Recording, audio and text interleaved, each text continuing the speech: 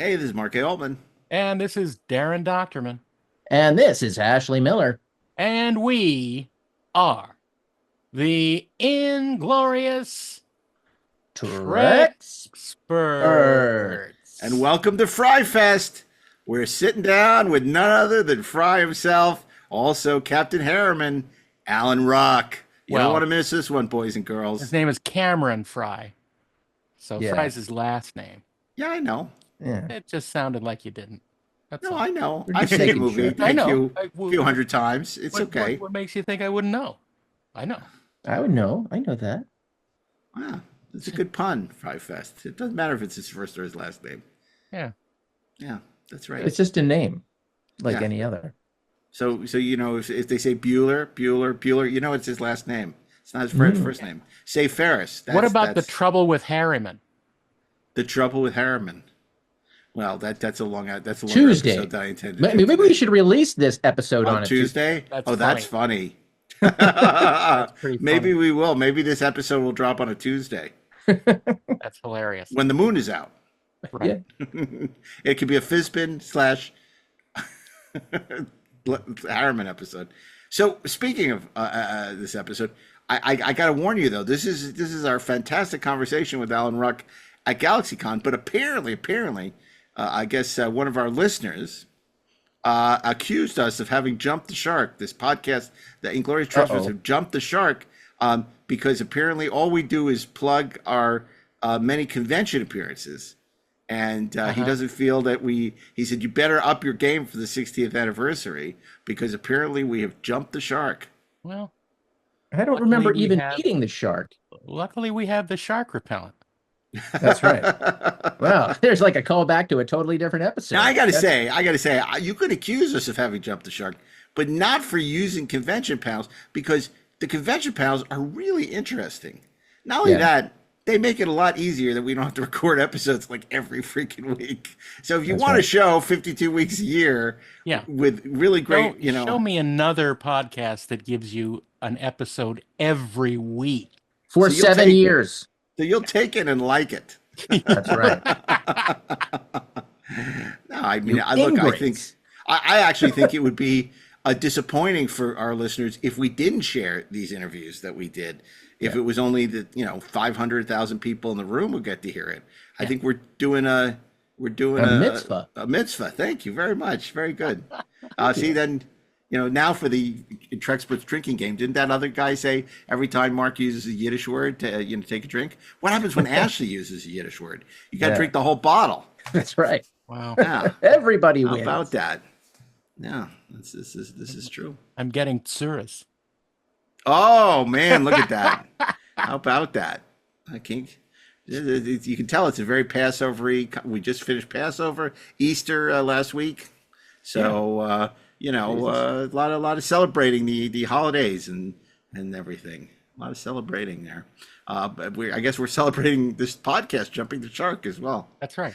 Plus, I wouldn't use the expression "jumping the shark." That's a Happy Days reference. Yeah. We would need something. We would need to Trek- interview Ted McGinley. Yeah. To jump the shark, here's what we'd actually need to do. Because classically, kids, as we all know here, jumping the shark is a reference to Happy Days when Fonzie, ski jumped over a bunch of sharks. But what you have to understand the predicate of that episode, which was Fonzie, like in a fairly cool episode, jumping a bunch of cars on his motorcycle, because Fonzie on his motorcycle Is jumping cars is cool. And they said, let's do it again. So for us to jump the shark, what we would need to do is, and I don't even know who the guests would be, but we would have to try to do like The Port Tower, Kevin we jump the Port Feige, Tower. Steve Asbell, like Terry Matalas, Star Trek 3 debate again, like, but with like slightly like off topic, much worse guests, but pretend like it's as good as that. Like,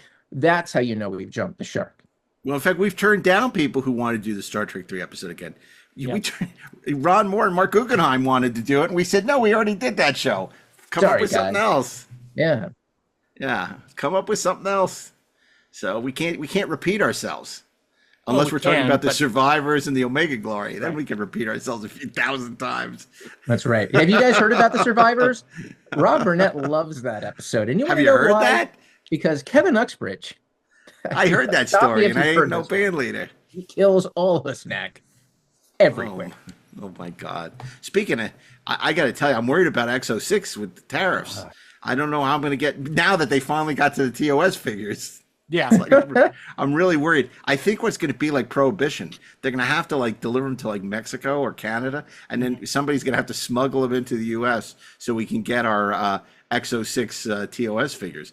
I mean, they're just about to come out with Garrick and like all the Star Trek 2, McCoy and Star Trek 2, and a whole bunch of the original cast, and Gorn, which looked amazing. I just want the Gorn. That's the only one I want. The Gorn looks sensational. Yeah. Like I wonder if XO6 we is a thing I've always maybe wanted we to could try to just collect, arrange to send Rob with a suitcase. He can fly somewhere. He can be our outside the mule. United States. He can be our mule, but instead of a I drug carry mule, this uncomfortable Gorn in my ass. 3 he years, can Butch. put in a suitcase. Nothing to declare. Nothing. I declare. Nothing to declare. You have Rob something can to talk declare? himself. Yes, I'm a huge Star Trek fan. Rob can talk himself out anywhere, so he'll just come back with a suitcase full of XO6 action figures that he And a picked up in homeless China, person. and a homeless person. Oh my God! Who is the Okay. actual mule? We'll cut him open. Should we and call take the Rob and fingers. find out if he'll do this, and then we'll call Nanjin Tam and find out if we can work this out? No, Let's not talk about doing that. Let's just do it. it's one. And not It's admit one. it. It's one Yeah, plane that- ticket. Yeah, just like let's just not, in advance of the federal crime, Yeah. talk about committing. Rob, you're going to China. What? China is here. I don't even know what that means. It means what the hell does that mean? Oh my God. Okay, well, we're gonna have to work on this plan apparently to get our Star Trek action figures. It's gonna be like Ocean's 11. This could be the sequel to Free Enterprise. It's gonna be like our version of Ocean's 11. This whole caper. And what'll this do to us watching Big Trouble in Little China? That's my question. Yeah. Well, we won't be able to watch it in Little China. We'll just have to watch it elsewhere. In Big China. Big China. I love that James Hong. He's just the greatest. Yeah. Yeah, for sure. He's great in that. But Well- we're watching Seinfeld every night now. Yeah. And the Cartwright? Chinese restaurant, Chinese restaurant came on again, and it's like, oh, he's so good in that. Yeah, Cartwright, Yeah. Cartwright before. Oh my gosh, oh, I don't understand how Friends became the more popular show than Seinfeld. It's like not Because even of close. kids. Because those kids, those Those Gen darn Z. kids. Yeah, yeah. By the way, I got to tell you something. So Yeah? Isaac and I went to go see Bonnie and Clyde at the American Cinematheque last Yep. week. Uh-huh. Great 4K DCP. So it's a half empty theater. Fairly well to. When we get in, we're like we weren't sure, so we got there early. So not many people in the theater. We have these seats we like on the side on the aisle, right? Okay. There's no one else. Some freaking guy. He sits in Right front in of front. us. The theater is almost completely empty. He sits in front of us. Now let me tell you something. If a theater is full, I get it. Would you ever sit in front of somebody in a half empty theater? It wasn't Only if I sightseeing. secretly listened to their podcast and wanted to piss them off. So you know what we did? I was so angry. That we got up and we sat in front of him. Oh, good. Because it was like leapfrog. Because I'm like, who does that? What? It's a matter of etiquette. It's a matter of ethics. It's like you don't sit in front of people in a movie theater. You sit. Attention 2 rows must in be front. paid. You sit 2 rows in front. I mean, it's like plus those seats are tight, so it's like I got this guy's head right in front of me, and just like I wanted to hit him. I was so angry. Drawing a Like, who line in the does that? sand, man. It was like I just couldn't understand how you couldn't, like, when you walk in there, I'm gonna sit there. I mean, like, there are great seats in the middle, and there's nothing but seats on our side of the theater. So why do you sit in front of us? It's like, are you that anxious to hear our conversation? It's not that interesting. So angry. Unless you're listening to the 4:30 movie. Yeah, That's I right. was so. Because I would never do that. It's like in a restaurant where they seat you. They say, "Oh, would you, and like the restaurant could be empty, and they put you at the table next to the other next people, to someone else. Yeah. And I'm like, no, I'd rather be over there. I don't want to be next to these people. Can I be a little further away until the restaurant fills since you're empty? Like I understand there's sections. I understand there's sections for the different waiters, but I'm not asking to be on the other side of the restaurant. I'm just looking not to be next to the person that is in the empty restaurant where there's just two tables right next to each other. I hate that. Why do they do that? Obviously, it's because the world wants to screw with you. That's right. Clearly, It's there's personal. some serious problems that I think at the Cinematheque, it's where cinephiles go, right? The cinephile should Cinephiles. know you don't sit in front of another person unless you have to. It's just I just didn't get it. I couldn't. This is And he what was by happened. himself. Like he could have sat anywhere. Is So this he your chose to homework? sit in front of us. Yeah. What? Just all of a sudden, I was feeling like a John Goodman rant from The Big Lebowski coming on from you. No, I'm just saying. I don't think I'm being unreasonable. I think No. you at home would probably agree with me, most of you. Oh, So I why totally would- look. I'm right there with you on the getting up and going and sitting in front of him. Yeah, I think because that was the right move. Isaac's like, "What should we do?" I said, "Oh, I know what we're going to do. We're going to sit in front of this asshole. That's what we're going to do." And it's like I'm not going to have my enjoyment ruined. Plus, I like to cross my my legs during it, and I got food that I'm eating. We got the bunch of cruncher and the water and the popcorn, and I need Just room. lean And forward I and need crunch breathing in his room. ear. And Won't be ignored. 1938. just so angry. Anyway, but it was great. Bonnie and Clyde. Oh, and he loved it. I don't think I'd ever Wait, seen the guy it in front of you or Isaac? I have no idea what the guy. Well, he was the guy back of us, but The guy behind you. But He liked it a little too much. But no, it's. So, I forgot how great that movie is. Oh, Uh-huh. so good. She's So beautiful. good. Oh, Faye Dunaway. I said to him, this is the absolute most beautiful she ever looked, and that's just like one of the most beautiful women in the history of cinema. I mean, in Bonnie and Clyde. Oh, That voice. She's gorgeous. She's so great. She's so great. And of course, Gene Hackman is so brilliant in it. Clyde, and Estelle Parsons. But I forgot about Gene Wilder. And oh my God, he's in it for like 5 minutes, but man, he steals that movie. I'm gonna tear him apart. And it's just, And of he's course, so the Star Trek connection, Michael J. Pollard.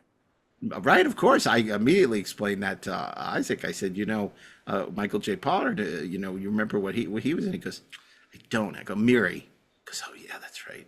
It's like, yeah. I said, yeah. He was causing all kinds of trouble for Captain Kirk. That's right. Miri. Yeah, and he's Yeah, causing all stinker. kinds of trouble for banks, for all those banks Yeah. that they were robbing. Such a great movie. Oh my God! Thank God that Pauline Kael saved that from oblivion.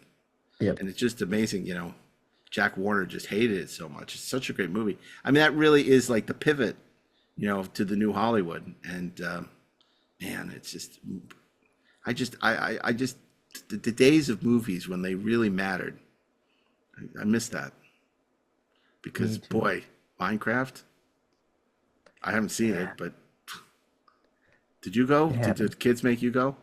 No, the kids went with their mother. I stayed at home and worked.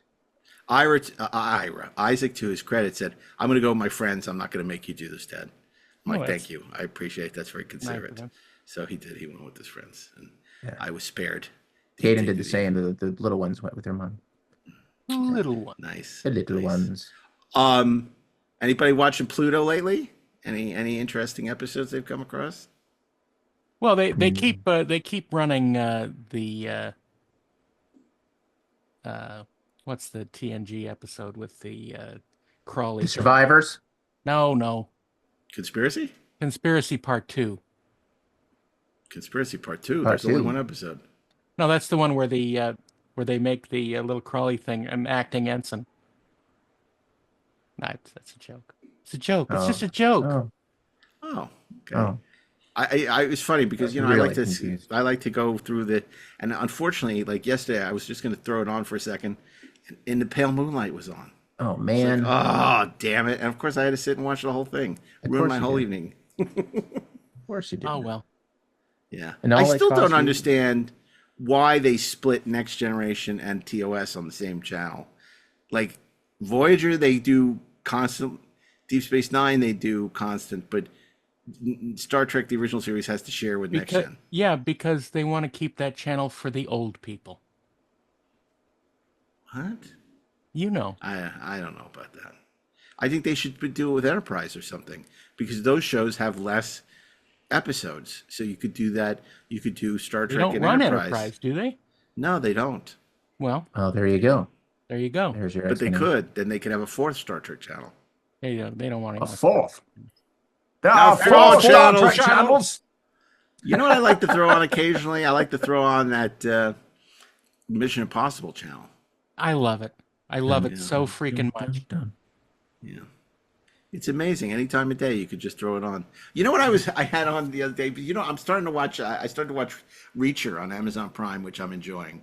Yeah. And I enjoyed the first season. The second season, not so much. But they have like an '80s music video channel on Amazon, and so it's like watching MTV or Friday Night Videos.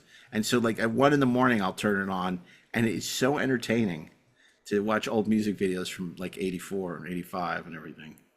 It was super entertaining at the time. Is Reacher leading you a merry chase, Mr. Sulu? Reacher. You finished White Lotus, Darren? I did. Yeah. What'd you think? Yeah. Oh, see, it's funny because I feel it's all about like just enjoying the ride, like for what it is. I think it could be a White Lotus on Ryza. You could do White Lotus on Ryza. I'd watch that. You'd get a rise out of that. Oh my god. Oh my God. On that note, we should introduce this week's episode. So we were lucky enough to sit down with the great Alan Ruck. Alan Ruck, obviously listeners to this podcast know him as the befuddled Captain Harriman from Star Trek Generations. But of course, he was the great Emmy-nominated Connor Roy in Succession. He was sensational in Succession. He was also in Speed. He was in what are some of the other movies that he did? Beloved for his role in where I think we all discovered him in Ferris Bueller's Day Off. Yeah. He's been in a ton of stuff. When you look, he's really been in a lot of great movies, a lot of great TV shows. You brought up I brought up a show which we didn't talk about on the panel, but I mentioned to him. I don't know if it was me or someone, but we started talking about Persons Unknown, which was this short-lived prisoner wannabe that he was in. He was really good, and it was a good show, and it never it was created by Chris McQuarrie of all people, and it never resolved because it didn't get renewed. But he had some great stories about that, but that was not on the panel. That was after the panel. So sorry, you're out of luck. So I guess the guy who said we jumped the shark. Well, that's a story you can't hear because we didn't record it. May be right. I bet you wish you knew what that story was now.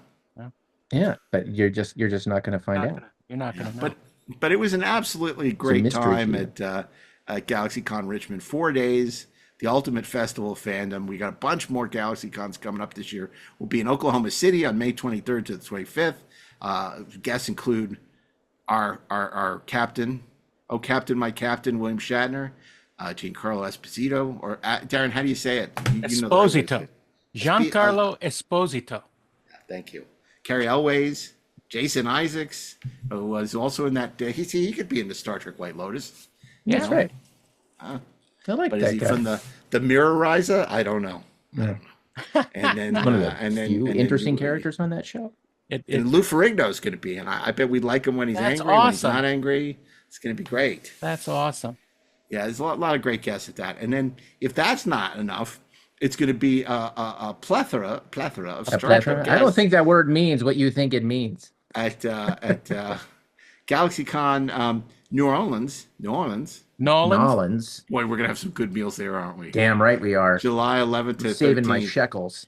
We'll take recommendations, by the way. If you guys out there are big Louisiana foodies, we'd love to hear your recommendations. LeVar's going to be there. LeVar Burton. Nice. Gates McFadden, our good friend Gates.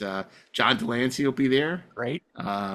And Armin, another one of our favorite Lovely. dinner companions. Armen Bashir. Nana, visitor, will be there talking about her book. And we really need to talk to her about her book. We haven't had her totally on to do. talk about her book. Yeah. So we need to do that. Maybe we'll do a panel with her about the book, and then we'll put it on the show. we Sorry, need jump to. the shark guy. And see, that's the thing. If we did it without recording it at the panel, then we'd be repeating ourselves. We don't want to do that. So anyway. We will not and- repeat.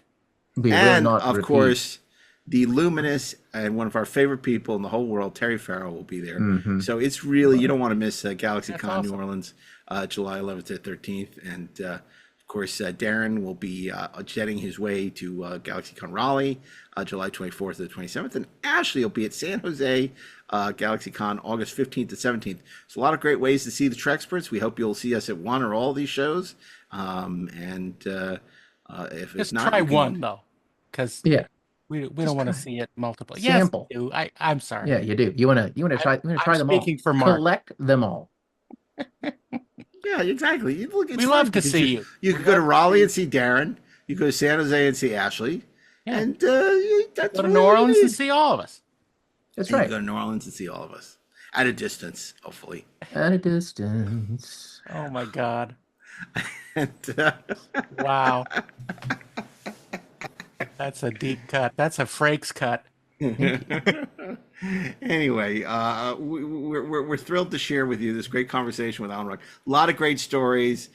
We hope you relish it as much as we do. And we'll be back with Alan Ruck after these brief commercial messages. And then the three of us will be back with a few closing thoughts after that. So stay tuned. Welcome to another GalaxyCon. I'm Mark Altman, showrunner Pandora, writer producer of Librarians. I'm here with my fellow Treksperts, Ashley Miller, writer of X-Men First Class and Thor, and the associate producer. Hello. of Star Trek: The Motion Picture, Director's Edition, Mr. DAREN DOCHTERMAN. And if this panel hits 55, it's going to blow up, so we better keep it down a little bit. So we're just waiting for our guest to arrive. And while we're doing that, let's talk about our favorite Alan Ruck movies. Ashley, what's your favorite Alan Ruck movie? I mean, come on, isn't this the gimme? Like, it's got to be Ferris Bueller's Day Off, right? I mean, it's really his movie. Which makes it extremely appropriate to just say, FRYE. FRYE. Has anyone seen Cameron Fry? I swear I heard somebody say no outside. Well, maybe we should just get Abe Froman up here at this rate. Oh, the Sausage King of Chicago? The Sausage King of Chicago. But, okay, so obviously Ferris Bueller, great choice. What about you, Darren? I like him in Speed. Great in Speed. Great choice. Amazing. Remember when Speed first came out, everybody said, Keanu Reeves in an action film? Right? What? That sounds stupid. Yeah, Nobody's you were wrong. going to see that. You were all wrong. I think we were all guilty of thinking that. Yeah. Yeah, who knew that Keanu Reeves would become America's sweetheart? But Now, I know you think I would say Star Trek Generations, but I'm not going to say that because, as we know, I'm not a fan of Star Trek Generations. But Is there anyone a fan of Star Trek Generations on here? I like the little crawling insect thing that's happening down there in the front row, sir. What's going on there? I kind of like it. well, we all know now creeps that cross time my is skin. the fire in which we burn. Yeah. But I'm not going to go. And you can get some cream for that, apparently, which is good. I'm not going to go with a feature. I'm going to go with TV series, and I'd have to say I just think he was absolutely brilliant in Succession. Absolutely, totally. And you know what else he was great in? The Exorcist. Yeah, The Exorcist, which was He's fantastic. Which is a show that doesn't get enough love Absolutely, but it should get more. because people would say, "How did they make a TV show out of The Exorcist?" Which was Fox, and wasn't the showrunner was Sean Crouch, our yeah, buddy. I did just a great job with that. From So- what I'm told, he's here. He's here. We are so delighted to welcome, running on stage, but under 55 miles an hour, it's none other than the great Alan Ruck. Alan, come and join us.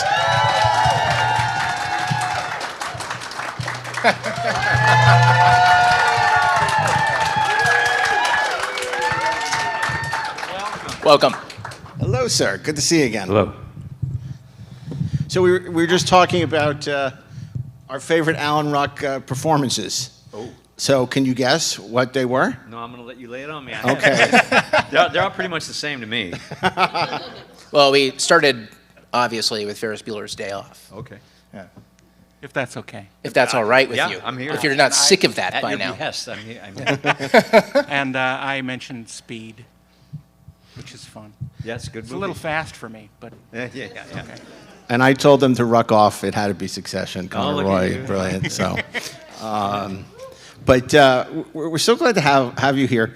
Obviously, going back, the film where we sort of first discovered you was Ferris Bueller.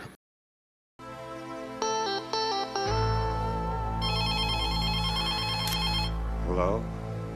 Cameron, babe, what's happening? Very little. How do you feel? Shredded. Is your mother in the room? She's in Decatur. Unfortunately, she's not staying. Where are you? I'm taking the day off. Now get dressed and come on over. Can't, stupid. I'm sick. That's all in your head. Come on over. I feel like complete shit, Ferris. I can't go anywhere.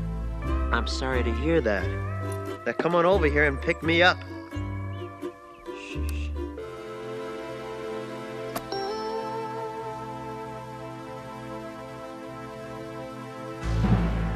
I'm dying.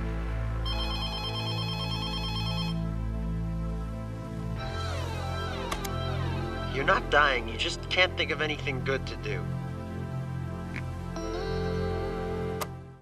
Do you remember sort of, auditioning for John and sort of how that movie came to you and your expectations at the time? Certainly, you couldn't imagine 40 years later we'd still be talking about it with such reverence. No, really. It never occurred to me at the time. I actually started acting in Chicago. I went to the University of Illinois, and I went right up to Chicago after school because I didn't know anybody in LA or New York. And I knew a lot of people doing plays in Chicago. And during that time, I met John Hughes because he was going to make The Breakfast Club as a little indie. Right? And so I went in and I read for the Bender part, which is, I wasn't going to get that anyway, but I read for him. And so I met John. And then he met Molly Ringwald during that process, and he put The Breakfast Club on the back burner, and he wrote 16 Candles for her in a weekend. He was really, really fast, a very fast writer. And so then life moved on, and I went to New York to do Biloxi Blues, the Neil Simon show, and I met Matthew. We worked together for about, over 6 months, and then he was offered Ferris Bueller. And my agent at the time in New York tried to get me an audition, and the casting people said, look, we know how old he is, because I was 28 years old at the time. And they said, my agent said, he plays opposite Matthew every night on stage, and I look like they're the same age. Just read him. So I went in and I auditioned for the casting directors, and they were like, yeah, no, he's good. And then my callback was for John with Matthew. And so many times in the movies, you show up on the first day of work, and it's like, we're brothers. It's like, this is your brother, go. Or it's like, this is your wife. Just instant relationship. Matthew and I didn't have to mess around with that. We were already friends, so we had that going for us, and everything just fell into place. Originally, John had offered that movie to Anthony Michael Hall and to Emilio Estevez. And they were both, they had done a few movies with John, and they were ready to move on. I can't remember what, he actually goes by Mike, Anthony Michael Hall. I can't remember what he was doing, but Emilio was doing Repo Man. And he was kind of moving into adult roles, and so every time I see Emilio, I want to give him a kiss on the head just for turning that down. But that's how that came about. I can't imagine two different directors than Alex Cox and John Hughes. No. Yeah, very exciting. Yeah, so an interesting discussion would be. You were doing a lot of theater at the time. How was the transition to film acting for you? Because obviously acting for the stage is very different than doing film. How hard was it for you to make that step? The first movie I ever did was called Bad Boys with Sean Penn. Sure. And my performance in that movie is so big you can see it from the surface of the moon. And it took me a while to understand that sometimes you just need to sit still and breathe and think, and the camera does a lot of the work for you.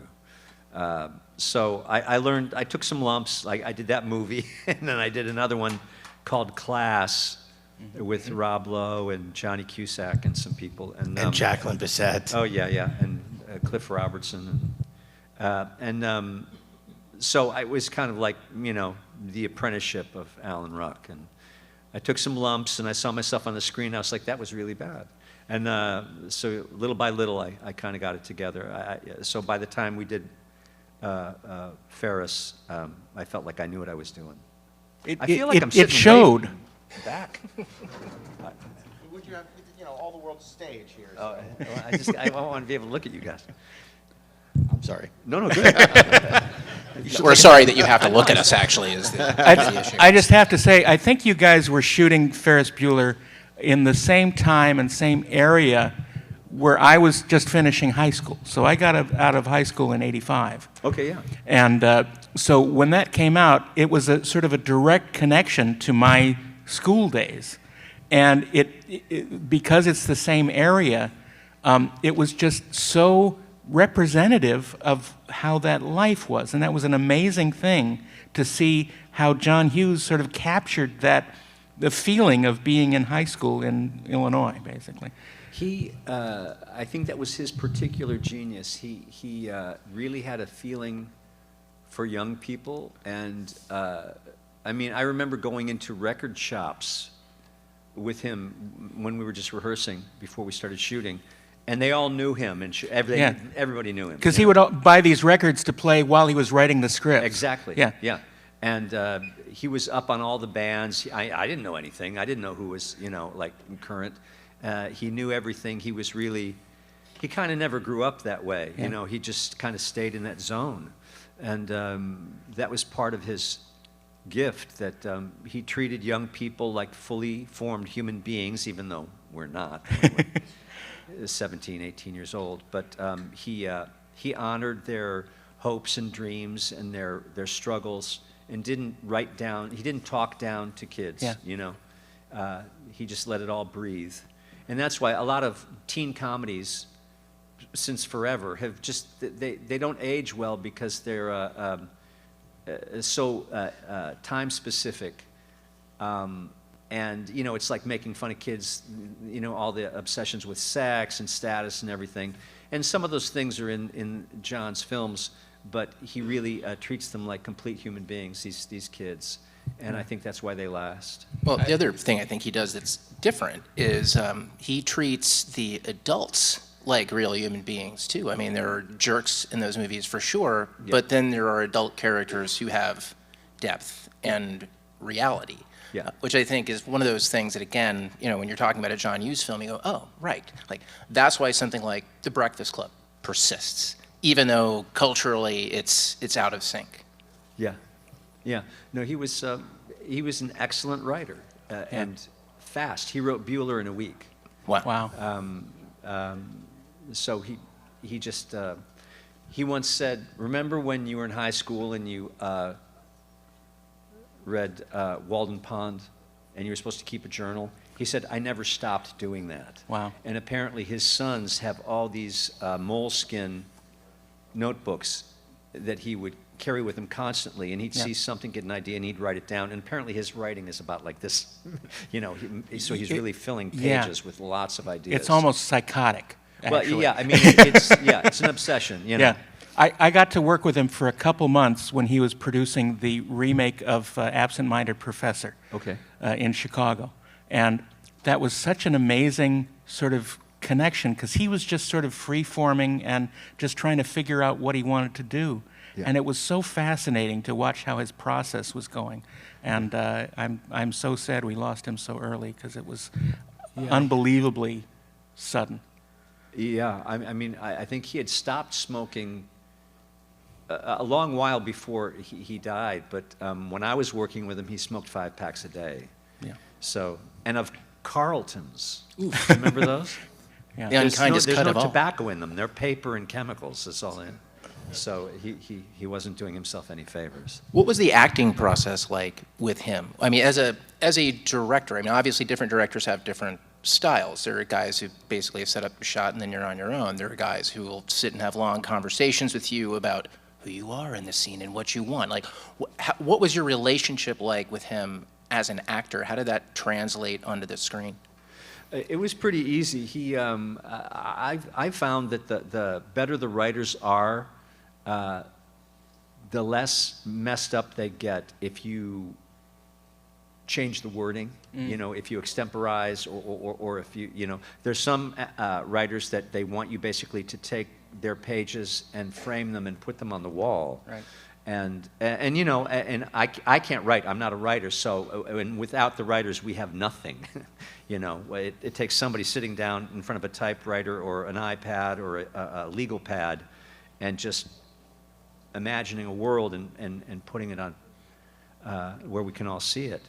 But I found that the better the writers are, the more they want you to kind of improvise and extemporize and maybe, you know, put it in your own words. It's whatever works, right. You know. And so John was very good that way. And the way we shot Bueller was pretty much the same way we shot Succession, and that's we would do it as written, several takes, and then they would come up with alternate lines. And John did that. And then in Succession, they would have pages, especially for somebody like Kieran, pages of alternate lines. We got that one. That's in the can. Do you want to try this? And you want to try all of them, you know, because they're all so good. But you'd pick out a couple. And then my favorite director on Succession was Mark Mylod, and he would always say, "Okay, guys, freebie." And that was the last take. Wow. And it was like whatever came out of your mouth. And sometimes it was crap, you know. But sometimes, every now and then, somebody would just take a left turn, and if you just hung with them, you might get something, you know. And because you have the framework of the scene in your DNA by that point. You've done it half a dozen times, 10 times. So by the time you get to that last just improvised take, the bones of the scene are in you, and it just, whatever happens, happens. And it's a really fun way to work. And if the machine is rolling, you want to embrace those accidents and try and make them happen. It's just whatever life you can capture.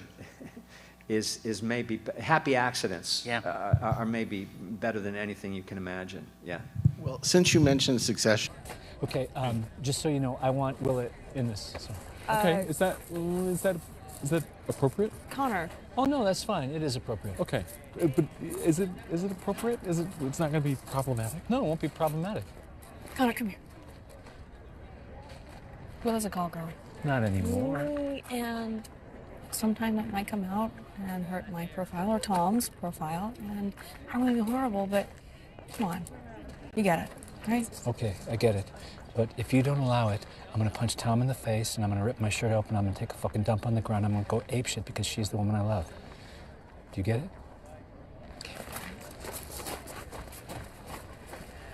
Okay. You're in. Okay, is that everyone? Yeah. Rava! Okay. Rava, come on, get in. Cannot we? No, Rava, come. Yeah, go on. Get right in there. Okay, is that everyone? Roman, I'll take that one, but can we do a serious one for the parents? Yeah. Is that? Roman, Yeah. do a serious Yeah. Okay, 1, 2, 3. And I want to ask you about, I mean, you play a character that you have to play with utter conviction, and yet, you know, to the outside world, to us watching, he's kind of a putz, no offense, right? No. Yeah. So you know that he's not actually the character. And so, you know, obviously you want to approach it as with complete conviction. You know, you don't condescend to the character. He's authentic. Can you sort of talk about that process of sort of getting the role and then finding that character? Because some of the most memorable quotes from that series are, you know, Connor's, and some of the long diatribes that he goes off on, and then ultimately running for president and the relationship with Willa. I mean, it's just utterly fascinating. If left to my own devices, I will always screw things up. The play that I did with Matthew in New York, Biloxi Blues, I was in Chicago, and they said, they want you to go to New York to audition for Neil Simon. I said, I'm not going to go. And my agent said, what are you talking about? I said, you've sent me to New York 3 times to audition for stuff, and every time I've spent $300 or whatever it was in 1984, you know, to fly People's Express, and then I don't get the job, and I'm out to $300. And so she called Manny Eisenberg, the producer, and said, Alan he wants you to fly him. And Manny said, I tell you what, he said, if he doesn't get the job, I'll reimburse him for his airfare. And so my joke is, I don't know if they really wanted me or just Manny didn't want to pay the $300. But with Succession, I was working on this thing in Chicago with Gina Davis. It was the TV version of The Exorcist. And I would fly home for long weekends. And my wife is an actor. She's very good. Her name is Mireille Enos. And she was doing this glamour show, this eyelash show called The Catch. And they were working like 15 and 16-hour days. It was brutal. And we had a nanny, but she would come home and she was Mom, and she was played out. She was worn out. I came home this one weekend, going to go back home on Monday, and she said, on Monday morning, come to Mommy and Me music class with me and the baby. And I said, I'm there. And then Monday morning, my manager calls up and says, hey, I got an audition for you for an HBO show. And I said, honey, it's HBO. And she bursts into tears. They popped out of her eye. And I said, Mark, I'm sorry, I can't go. I promised my wife that I'd do something else. And so we go to the music class, and you have to leave your phone outside, and you bang tambourines for an hour, and then I came out, and my phone had exploded with go to, oh God, I'm having a senior moment, I just forgot his name, Adam McKay's house. Before you fly to Chicago, go to Adam's house, because they want to see you. So I went to his house, and I said, Adam, I really don't know the material. He said, make it up. He said, you know the situation, right? I said, yeah. He said, just make it up. So I just started improvising with the casting director, and then by the time I landed in Chicago a couple hours later, they told me they wanted me to do the job. So it's just, so it just takes, apparently, it takes a lot of people to put Alan in the right place, to get things done. But did Adam McKay pay for your flight? But with the whole thing with him, it said in the little, email I got from the agency, it said, this part will grow over time. Not in line to succeed in the corporation, but part will grow over time. I'm great, And then during the audition, there was this line that said, Dad, there's this job I want. It's called President of the United States. And I looked at Adam McKay and I said, so he's putting the old man on, right? And he's like, oh no.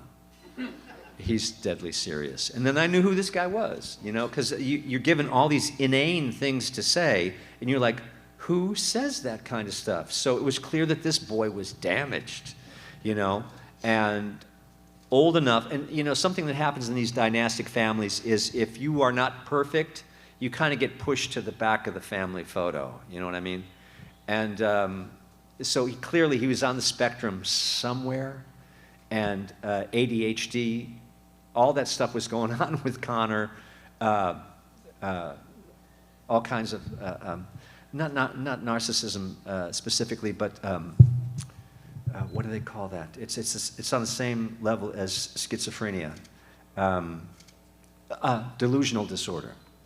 Clearly, this boy was damaged, and some of those families, they're just like, no, he's fine, he's fine, he's fine, and they didn't really address the problem, and there were all the things that happened with Connor's mother. She was in and out of mental institutions. She had a pill problem, an alcohol problem. So you just got the feeling with this kid that his father divorced the mother when he was maybe like 8 years old, and then he was either living at home with his really challenged mom, or he was at boarding school. So that's a lonely, lonely life. And so he just figured that this guy, there was always money. There was never any love, but there was always money. So he created his own world from the time he was very young, and the money was there to do it. So you wind up with a person who's in his 50s, who's never worked a job, who's never had to show up, nobody's ever had to count on him for anything. He's lost, and that was me. Did you take everything off the page, or did you do research on the Murdochs and a lot of families like this and people of great wealth and how they lived their lives, or you read any biographies, or was it all just strictly off the page and from Mark? It was pretty much off the page. I read a little bit about the Murdoch family, and who's the eldest daughter? What's her name? She's got a very strange name like Prunella. The one you never hear about. Right. Yeah. So that was the Connor of that family, you know, not interested in the business, or if she was incapable of sort of operating on that level. But mostly I just took it from what Jesse and the writers gave us, because it was pretty clear. And when the show, did you ever expect it to become this cultural phenomenon that it became? I mean, with all the Emmys, with all the attention that was lavished on it, you know, and of course, living this kind of lavish lifestyle, the way that the network treats you when they're sending you to all the events, but these incredible houses you filmed in, all these cars, and then it ends, and it's what was that experience like for you? Well, I enjoy the doing of it. I generally don't watch myself. I did watch Succession just because it was so good and everybody was so wonderful. But I love the doing of it. I like being on set. I like, it's kind of like playing a sport, because you don't know exactly what's going to happen. It's very exciting, you know, so it's a wonderful job. It really is. While we were doing it, the first season, I knew we did the pilot, and then we didn't start filming until almost a year later, for different reasons. But while we were doing it, I just knew it was excellent. And then when we premiered, half of the critics said, "These people are awful. There's nobody to root for. I don't want to spend any time with these people. I feel like I need to take a shower." Whatever, and all that stuff is true, you know. But I have never had a problem with watching shows about disgusting people, because if we were making a show about the Nazis, hopefully we wouldn't be rooting for anybody, you know? Oh, that Himmler. If only he'd made better choices. You know, I mean, you know, so I didn't kind of understand that. And then by about the middle of the season, about the 5th or 6th episode, the same critics are like, "Wow, Succession has really found its voice." It's like, no, you just caught up. We knew what we were doing from the beginning. And they, you know, it's a group of completely miserable human beings. They have every reason to be happy, everything they could ever imagine. And they're just awful. They're just awful. And so that was fun. It's just fun to play some, you know, despicable people. And there was that odd debate whether it was a comedy or a drama. Clearly it was a drama, but with comedy like life. Yeah, but well, it's so funny that we have these categories. It's like comedy, drama. I mean, no, there's no TV shows that we call tragedies, you know, I mean, but yeah, there's a lot of these things now, like The Bear. The Bear is considered to be a comedy in all the award categories. It's a pretty serious show, you know. It's just a half-hour format, so it's not the typical dramatic format. But I think there's a lot of these shows now that they call them dramedies. And like you say, I just think they just call it life, you know, because it's mixed up like our lives are. Now, our podcast is called the Inglorious Treksperts, so we talk about Star Trek a lot. I've been told that you were a starship captain. Captain Kirk, I would appreciate any suggestions you might have. First, move us within transporter range. Beam those people aboard the Enterprise. What about the gravimetric distortions? They'll tear us apart. Risk is part of the game. You want to sit in that chair. Helm, close to within transporter range. Second, turn that damn thing off.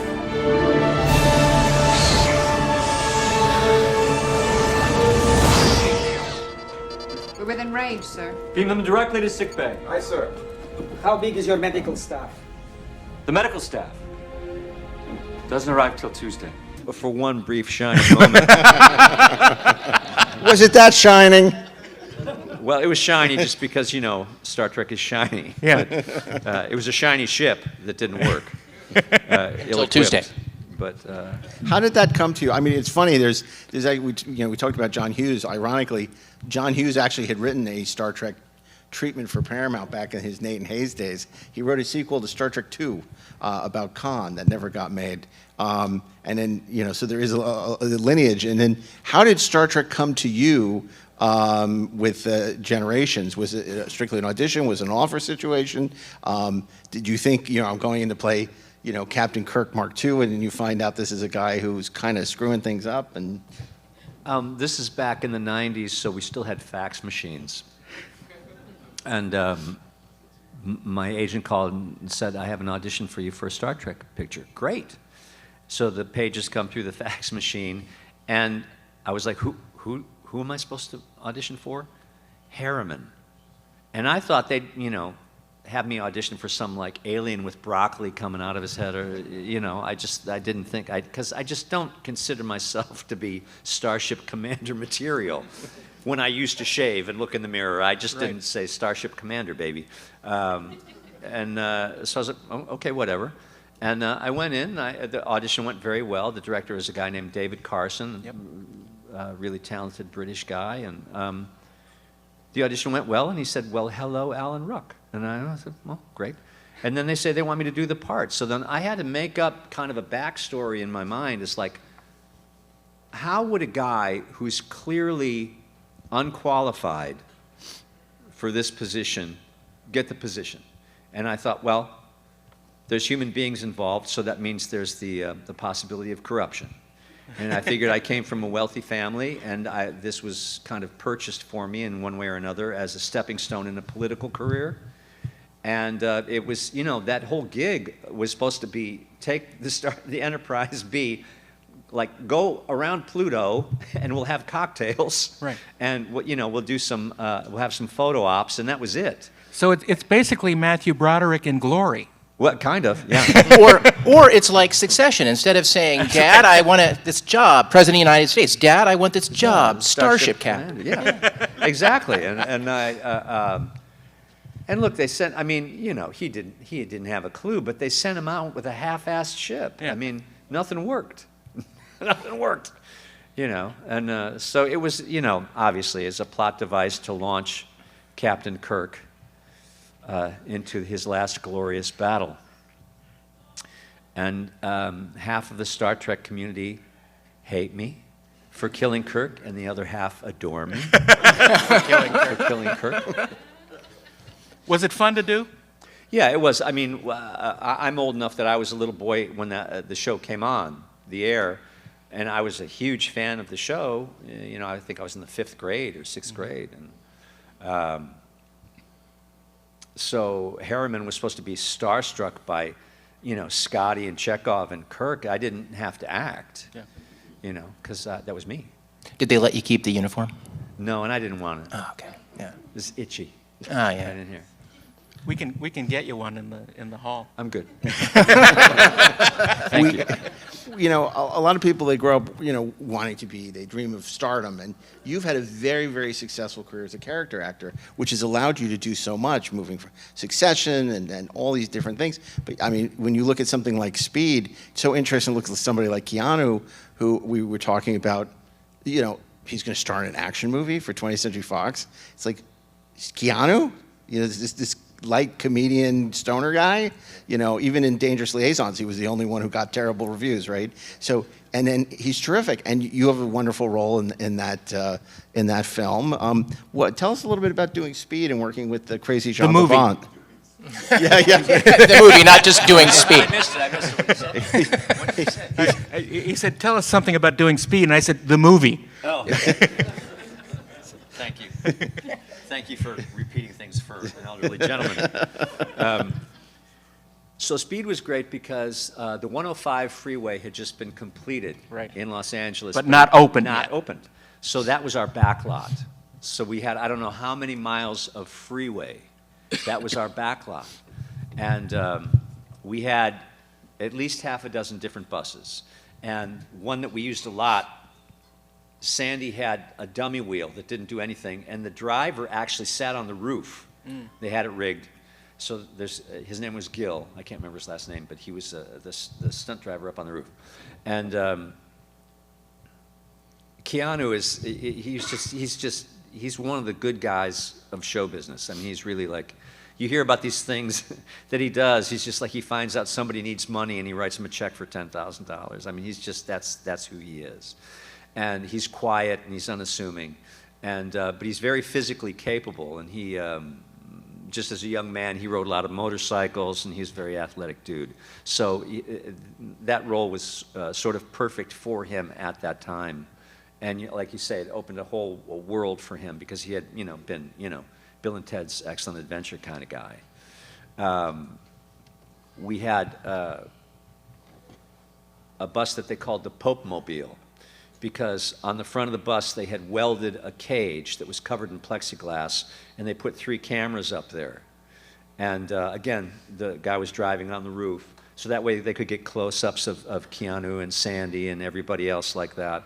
The grips on the show were fabricators, and they came up with ingenious ways of turning the handrails in a bus up here like this. They eliminated the top bracket and reinforced the lower bracket, and they turned that into a dolly track. Wow. And they built a custom-made dolly track that they hung a camera from on bungees so they could be up here looking at Sandy and then whip to the back of the bus like this, So there was a lot of innovation going on, And the bus was only half the movie, but it was, I guess it was about 6 weeks. Our part of the movie was about 6 weeks. And then we spent on the 105 freeway, and we just had a hell of a good time. There are a lot of crazy filmmakers like Otto Preminger going back to Otto, and then of course Paul Verhoeven is great in a wonderful way. Jean de Bont has that reputation as being sort of larger than life crazy filmmaker as well. Started as a great DP. What was he like to work with? Well, this is interesting. So he was this acclaimed director of photography, and then he got this job to direct this movie. And all the crew people were like, one of us made it to the top, So they could not do enough for this guy. And, sometimes he'd be like, no, I operate. No, I'm operating. I shoot this one. I got it, And very hands-on. And I loved him. And then a few years later, Twister came along. Right. And he was under a lot of pressure from people like Steven Spielberg and Kathleen Kennedy and different people. There were a lot of people breathing down his neck on this big movie. And he was not his best self on that movie. And they paired him up with a director of photography named Don Burgess. Don is so meticulous that he does his own storyboards. Like there's the storyboards that are done for the movie by the production designer, right? And then, but he would do his own, and he had his own shot list, and he's pretty much plan your work and work your plan. And Jan is like, no, I'm doing it. No, forget that, fuck that. Well, I'm going to do it, Yeah. And there's also something about Jan is that he can't hold a walkie-talkie in his hand without it shorting out. It must be, I swear to God, because we were out in Oklahoma, out in these, like wheat fields that were just like all mud. And they would hand him a walkie-talkie, and it would just stop working. And he would go, fucking hell, shit! And he would throw the thing. And those are worth like $1,000, Yeah. I mean, that was years ago. They're worth more now. Fucking hell, shit! Throw the thing out, and we'd go splook in the mud somewhere, and then some poor PA would have to go dig it out and like clean it up, I saw him once with one in each hand, and it was like, fuck! So he was under a lot of pressure, and then, he was having a hard time, and then he and Don just did not get along, and so maybe about halfway through the movie, Don quit and took half the crew with him. And so then they hired this guy named Jack Green, and Jack Green had been Clint Eastwood's DP for years and years and years. A wonderful guy, and he brought all his people and finished up the movie. And it made money. It turned out just fine. It was a good picture, and it made all the money back and then some. So it was considered to be a success. But it was a rough go. Oh, and this was the other thing: is everybody. I show up in Oklahoma. We were in this city called Ponca City, Oklahoma, which is like nowhere. I mean, it's right near the border of Kansas, and it's a very tiny, teeny town. And all the other actors are like, you worked with Jan before. What's he like? And I'm like, he's the greatest guy. because I had such a wonderful experience with him, and then he just was terrible. You know, he was really unhappy, and he was in a bad way, and everybody's like, oh yeah, Al, your good buddy Jan. You want to hear what he did today? And I'm like, I'm sorry, you know. That was my experience. You know, before you got here, we were talking about our favorite Alan Ruck roles, and one of the things Ashley mentioned was Sean Crouch's wonderful show, The Exorcist, which you alluded to earlier, which you were terrific in. And I think people had certain expectations. How do you do a TV version of The Exorcist? And it turned out really well. Do you have a role or a performance or a movie or a play that you did that's like underrated? You know, obviously people want to talk to you about Ferris and they want to talk to you about Now Succession and all this stuff, but is there something you feel like is overlooked in your oeuvre that you're very proud of? My oeuvre? I didn't know I had an oeuvre. No, not really. I wish I had something clever or interesting to say right now, but not really. I mean, I did a play in 1984 in Chicago called Billy Bishop Goes to War. And I was very proud of that. And I mean, you know, a handful of people saw it in Chicago back then. And it was a one-man show. It was me and a piano player. And I had a great time doing that. And then when I was younger, I always wanted to play Tom in A Glass Menagerie. Mm-hmm. But even though it's a memory play, I'm too old now to do that. But no, I just take things as they come. And there hasn't really been anything that, well, there's a couple things I'm ashamed of, but but only one or two. Do you sing? Did you ever do any musicals? I did, but when I was young, I could really sing. My father was a singer, and my sister was a singer, and I never learned to read music, but I had a good ear. So, like in high school choir, they would just play me my part one time, and then I would know it.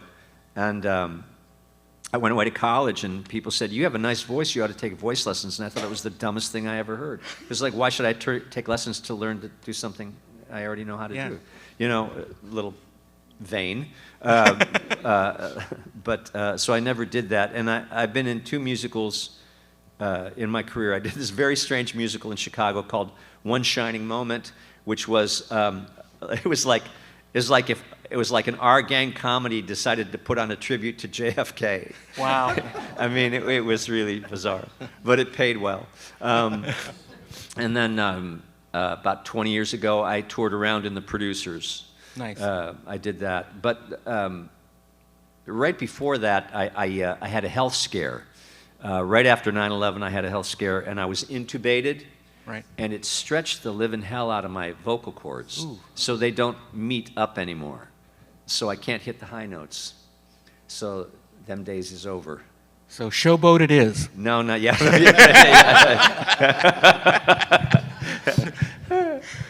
I have to say, the first Neil Simon play I ever saw was Biloxi Blues in New York, and I wish I'd saved the playbill. But just what a great what a great play and what a great performance that I loved it back then. It was fun. I'd been in Chicago and I'd done little pieces in movies and some TV shows and stuff, but mostly did plays. And I just felt like I was in the theater. And then when I got the Broadway show, I was like, oh no, I'm in show business. Right. All of a sudden the stakes were a lot higher. And opening night in New York, we'd gotten huge laughs on the road. We were in Los Angeles and then San Francisco, and the play was in real good shape and big laughs, and it was a lot of fun. And opening night in New York, it was like you could hear crickets. Just a very reserved crowd, tough crowd, whatever.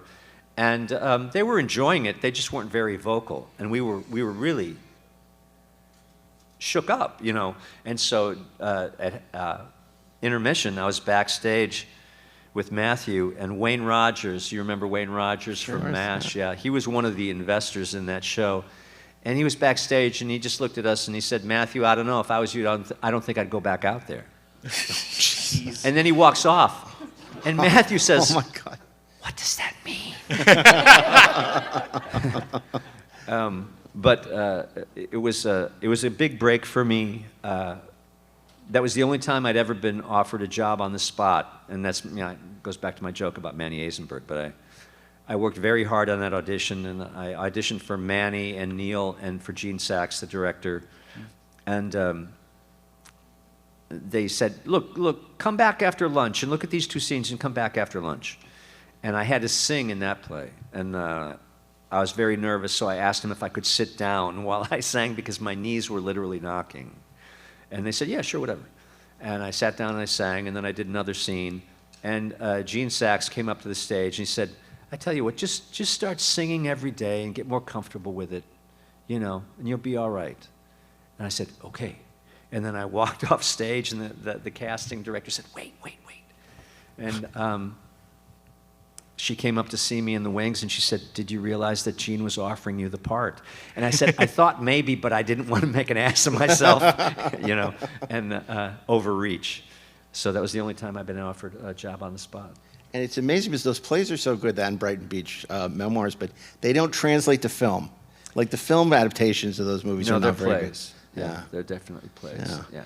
Well, I know you guys have a lot of questions, so we have, I think, a mic, so you can come up and ask Alan some questions. Oh, no, there's children out here, and I've been cussing.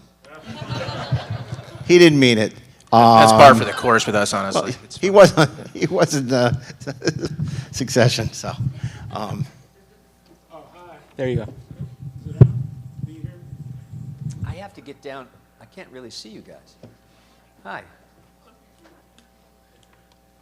Here, there we go. That's better. Let's bring it down just a little bit. Yeah.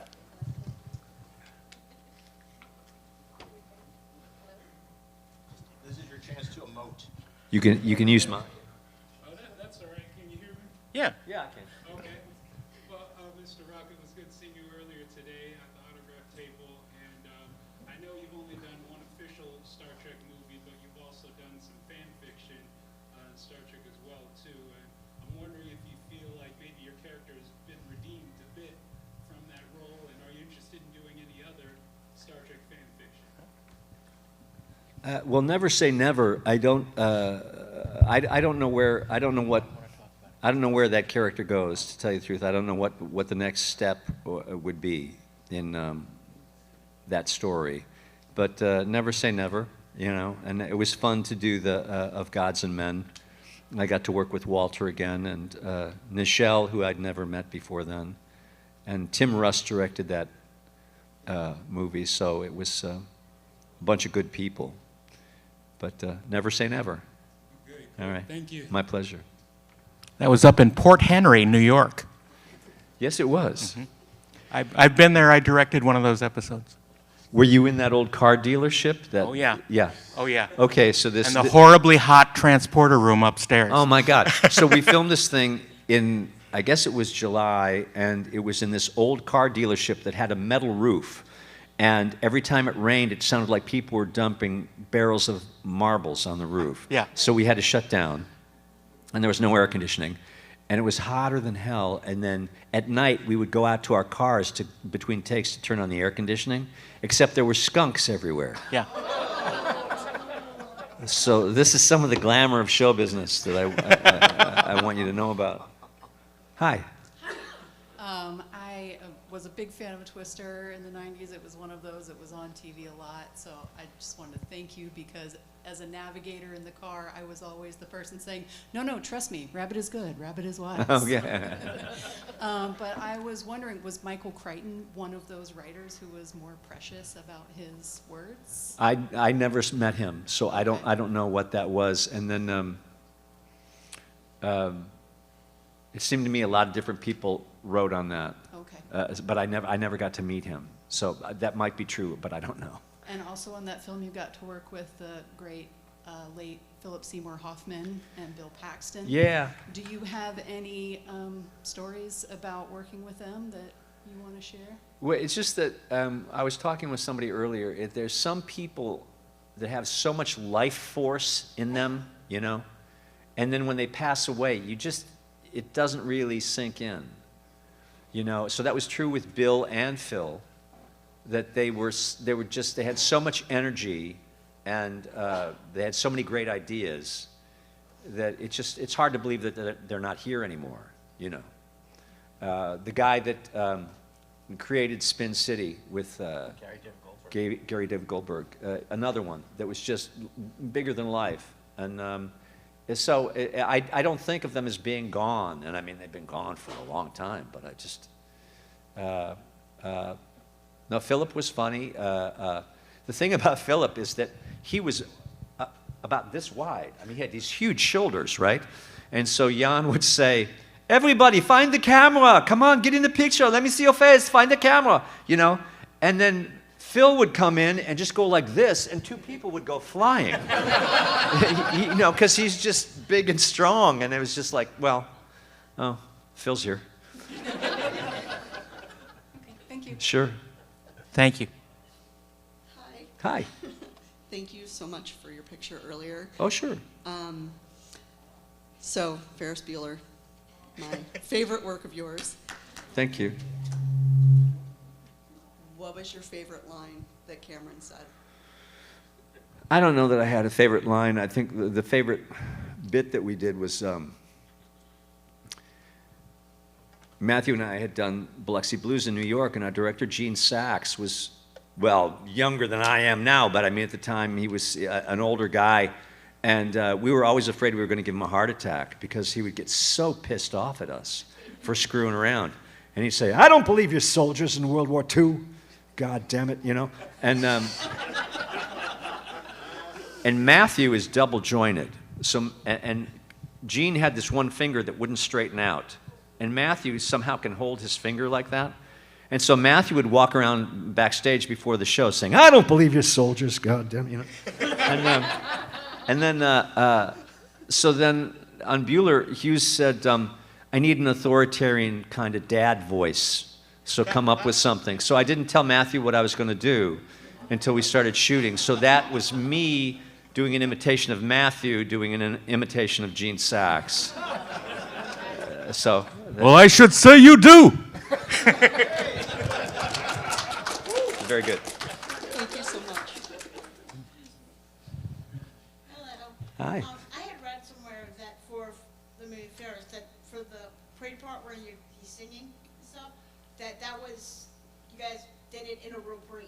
And Yeah. You guys just like came in, just got at the end of it or something, and Yeah, it was. I was curious if that was true or not. It is true. There's a name for that parade. I just always call it the German American Day Parade, but it has like the von Steuben. Yeah, the von Steuben parade. Yeah. And so one Saturday was the real parade, and we had our float with Matthew on it, and we would, you know, the cameras were set up, and we would come chugging down the road and get past the cameras and then go around the block and then get back in, you know. And we did that for one whole Saturday. And then the next Saturday, we did all the close-ups of him singing on the float with the girls and all that stuff, and all the little scenes with like Mia and I. We did all that the next Saturday. And then Kenny Ortega was the choreographer and the second unit director, and all those things of like the people dancing, like on the scaffolding and all that stuff. He did that over a number of days. So that whole, all the footage for that parade sequence probably took about 4 or 5 days of shooting. Yeah, sure. Hi. Hi, Stephanie. Hi. You create all these larger-than-life characters. Which one would you say was the easiest because you're most alike? Please don't say Succession, but... Well, Kieran, we were halfway through working on Succession, and he said, you know, I don't think they knew who Connor was until you showed up. It's you. That's what Kieran, I said, thanks, buddy. Thank you. Thank you. But I don't know. I don't know who's like me. I don't know. I really can't say. There's little bits of me in everything. I think it's, use different parts of yourself, you know. But I really couldn't say which is most like me. I don't have enough perspective because I'm stuck in here with the rest of them. Yeah. Thank you so much for joining us this afternoon. My pleasure. This was a lot of fun. Okay, we're back. We're back. That was Alan Ruck. We promised you a good episode. Well, I think we delivered. I hope you agree. Rooney, pardon my French, but you're an... No, I'm not going to finish that. But that guy was so fun. He was great. so cool, man. He's great. I went to his table on Sunday, and he was so happy, and he loved the panel that we did with him, and it was just wonderful. And I got to have a selfie with him, and he was awesome. Yeah, and we could have done that for another hour at least. Oh, totally. All of these panels we could. Yeah, it was a great weekend. You know what? I just realized it totally was. I got to give the guy who said we jumped the shark a little bit of credit. The reason that it brought the impetus, the catalyst for him saying we jumped the shark by putting up these panels was the Bobby Clark episode. Oh, yeah. So I'm like, oh, okay. Well, maybe you're not 100% wrong, because that was not, I wouldn't say it's not our finest moment. You're not exactly seeing us at our best, but look what we have to work with. Exactly. Look, we love Bobby. We're glad we could share it. We thought it was an important part of Trek history and part of your Trekication, but yeah, that was not our best show. We just wanted to do another Gary Lockwood interview, but with someone who didn't remember anything. But I gotta say, when we did do the Bobby Clark interview, we knew it was not a great thing, and we said to ourselves, okay, we're gonna make the raps, the intro and the outro really entertaining, because we know the interview itself, he doesn't remember. It's not great. He didn't remember a lot, right? Okay, yeah. That it wasn't going to be as compelling, maybe, as some other interviews we've done, right? So, we were cognizant of it, and I think we recorded some really great introduction. I think the introduction outros of that episode are really fun. So, and at least you got his book. The other thing I'll say about him, just in general, and all of these interviews that we do, and why, to me anyway, just speaking for myself, I'm just a guy, like why they're important to me is, it doesn't matter if it's Alan Ruck being a delight on stage talking about being Captain Harriman, or if it's Bobby Clark trying to remember what the hell happened on the set of Arena. All of them are a part of a history of a thing that's incredibly it's the living ephemeral. Connection. Yes, that's right, and we are documenting it. We these interviews matter. Like these, we what interview they say these matters people less so than the you fact that don't we have have it. to. That's right. They're a piece of history, and I think that's important. That's why we keep it. That's why we present it. That's why we're aboard her. Damn right it is.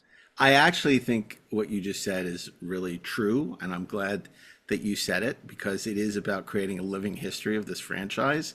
And, in no way are we casting aspersions on Bobby, because the fact of the matter is, we found him utterly fascinating, and we went into it knowing that this is something he spent a day or two on close to 60 years ago, among a career in which he worked on hundreds of movies and TV shows. Why in the world would he remember anything? Right. And for crying out loud, he's the guy who yelled out, "Festival, festival!" Yeah. So that alone. Yeah. So the challenge for us is just seeing what pearls we can, get out of it as if we dig deep enough, and sometimes you get something really special and sometimes you don't. But it's still not as bad as that episode we did. Never mind. I'm not gonna say. I still know what I think our worst episode is, and I'm not gonna say. Let's let the listeners decide that. Yeah. But this was not it. This was a really good episode. Alan Ruck was awesome. Yeah, he was. He's such a sweetheart, as you said. He was so kind to my sister-in-law, and to everyone he met, and I was just so. He couldn't have been nicer to all of us, and had great stories, and I didn't know what to expect, because you don't necessarily expect a guy who's been nominated for an Emmy, who has had the huge breakout role in Succession, to be back doing conventions, and is he going to be willing to talk about this stuff that he, after Succession, are you willing to talk about maybe some of the more frivolous stuff in your career? But he was game to talk about anything. Yeah, he was awesome, including Succession, and I'm really glad, because I could have talked about I could do this all day, and including the fan film he was in that we bonded over about having to work in the horrifically hot transporter room in the old studios in Ticonderoga. Right before James moved the studio. Yeah. Before the dark times. Yeah.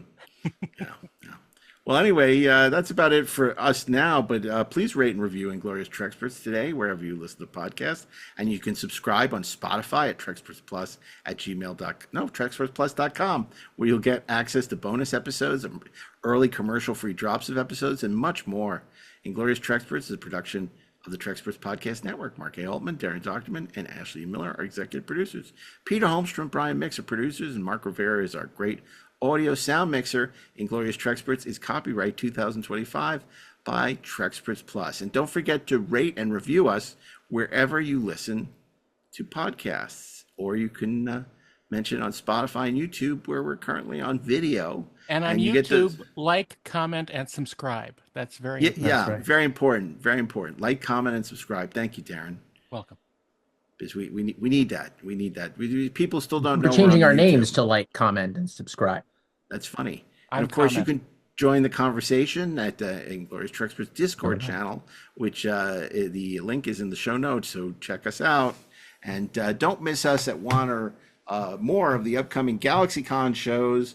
We're going to be coming to a city near you, and you can join us in one of our upcoming appearances for the legendary Festival of Fandom, featuring hundreds of guest gaming signings and their legendary Festival. Their legendary After Dark shows featuring burlesque superstar Hazel Honeysuckle.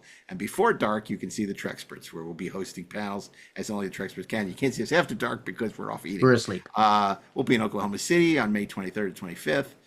We'll be in Des Moines, September 12th to the 14th, and in New Orleans, July 11th to 13th. And of course, DAREN, as we mentioned earlier, will be in Raleigh, August 15th to July 24th to 27th, and Ashley will be in San Jose, August 15th to the 17th.